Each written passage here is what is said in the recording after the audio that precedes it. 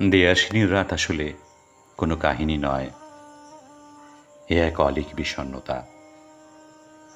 কপালে চন্দন কুমকুম আর গলায় তুলসী বীজের মালা পরে তখন তুমি চন্দন বসনা ইরাবতী অথবা মন্দাকিনী।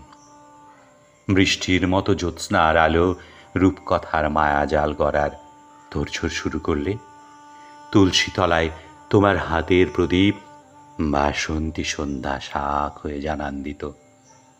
তখন তোমার সোদা শরীর জুড়ে এক আশ্চর্য ফলের বাগান।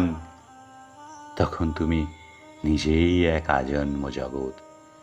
তোমার সেই জাগতিক ঘ্রাণ আলোর স্তম্ভ হয়ে বাসন্তী বাতাস হয়ে সেই খোলা মাঠ থেকে ঢেউ হয়ে উঠে যায় অলীক ডানায় ভিজে ভিজে নিঃশ্বাসে।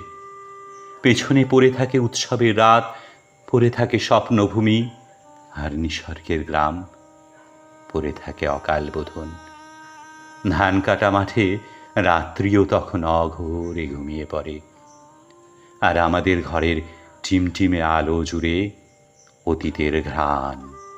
ধোয়ার স্বপ্ন ছেড়ে বাঁশ পাতিয়া ছেড়ে তখন কালো জলে ঝাঁপ দেয় ডাকিনীর রাত। তুমি তখন মায়া হাত দিয়ে তুলে নাও আমার চৈতন্য, শূন্যে উড়িয়ে দাও স্টিমারের ভোগ। দেয়াশিনীর রাত থেকে সর্বনাশ ডাকে রি রি করে, জন্মের হাহাকার বাতাসে ভাসে।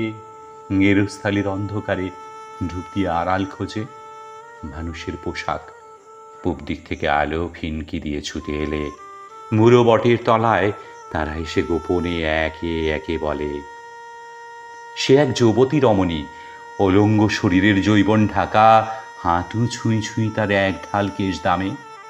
ওই যে ঝুপসি বৃক্ষ দেখো, তার তলে আমি স্পষ্ট দেখনু সুন্দরপানা এক জোয়ান মদ্দর বুকে মাথা রেখি। সে এক আশ্চর্য রমণী, চারদিক আলোয় আলোময়। তবে কি জানো, ছানা পোনা বউ নিয়ে বাস আমাদের, ওসব মোদের দেখতে নেই গো। তবে এই গাছখান দেখছো, এই গাছ দেশের লয় গো। সেসব কতদিনের বৃত্তান্ত, সব মুছে দাও তুমি অকরুণ। মানুষের গেরস্থালির থেকে অনেক দূরে বিষণ্ণ নদীর ওপারে পড়ে থাকে আমার রাত্রি।